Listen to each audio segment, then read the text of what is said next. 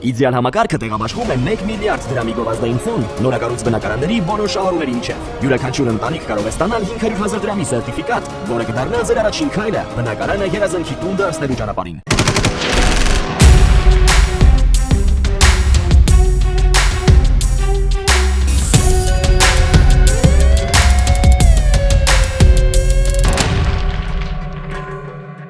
Մարտի 29-ին ներկուսակցական քարոզարշավի ժամանակ վարչապետ Նիկոլ Փաշինյանին Սուրբ Աննա եկեղեցում մի քանի քաղաքացիներ փորձել են թիկունքից հարվածել, հարուցվել է քրեական հետապնդում, խուլիգանությունը եւ պաշտոնատար անձի օրինական ծառայողական կամ քաղաքական գործունեությանը միջամտել է հատկանիշներով, 3 անձ ձերբակալվել է։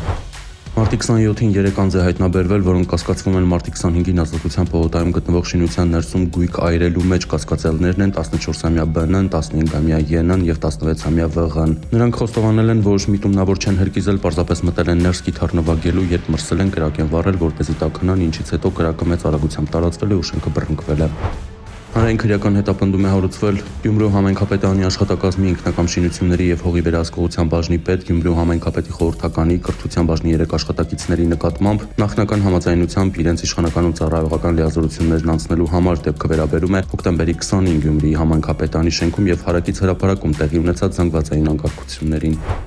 Երևանի ընդհանուր իրավասության առաջին ատյանի քրեական դատարանը արտգործնախարարության աշխատակից Աշխեն Ալեքսանյանի վարույթով հրապարակել է վերդիկտ, ըստ որի Ալեքսանյանն իրեն մեղսագրվող արարքը պետական դավաճանության մեղադրանքը արդարացվել է։ Դատախազությունը վերաքննիչ բողոք կներկայացնի պետական դավաճանության մեջ մեղադրվող արտգործնախարարության աշխատակցի առաջին ատյանի դատարանի արդարացման դատավճռի դեմ։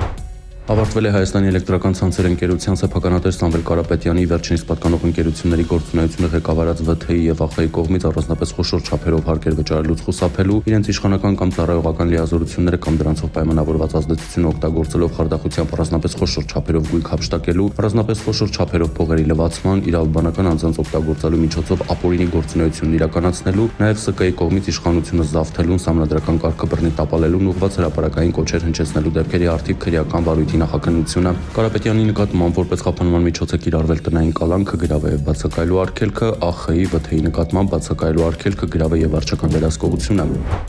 Մարտի 9-ին տեղեկություններ են ստացվել, որ դանակահարության հետևանքով հիվանդանոց է տեղափոխվել մի երիտասարդ, վիրավորը Գեղարքունիքի մարզի բնակիչ 29-ամյա Տավրոսն է։ Պարզվել է, որ Գեղարքունիքի մարզի Լիճք բնակավայրի սկզբնամասում գործող գարեջրատանը կենցաղային հարցերի շուրջ ծագած վիճաբանության ժամանակ Գեղարքունիքի մարզի բնակիչ 30-ամյա Արտյոմն իր մոտ եղած կտրուկ ծակող գործիքով հարվածել է Տավրոսի որովայնին։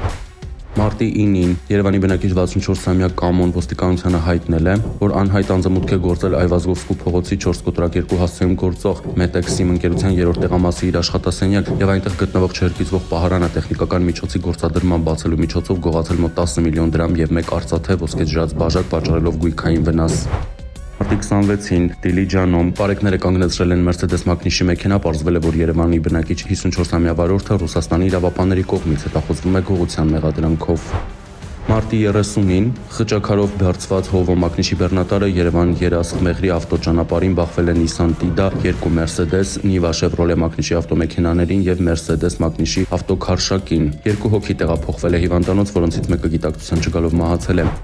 Մարտի 29-ին Hyundai Kona Magnus-ի ավտոմեքենան Կոտայքի մարզում վրայերթի է ենթարկել 2 հետիոտնի, վարորդը փախուստի չի դիմել, ահազանգել է շտապ օգնություն։ Վրայերթի ենթարկվածները մայր եւ դուստր են։